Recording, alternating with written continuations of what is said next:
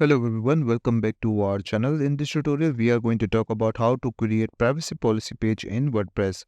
So let's get started. First of all, you need to log into your WordPress, and at the left side of the menu, you will find settings. Go to settings and find privacy over here. Once you click on that, it will take you over here and just click on create a new privacy policy page. Once you've done that, you will end up over here, and this is the pre-made privacy policy page, and you can even edit it as much as you want. Once you edit and update it according to your privacy, click on the top right corner and click on publish. So once it's done, as you can see on the right side, we can even view this page. Just click on this, and this is the page which we have recently created. So let's say you want policy page at the bottom of your website in the important links or quick links. So how you can do that? Go back to WordPress dashboard, go to appearance and click on menus. After that, at the top you can see we have important links and we have quick links and main menu. So let's say I want to add in important links. So I can go back, click on this and select this. Make sure to select this so you can see all the pages over here. Once it's done, click on view all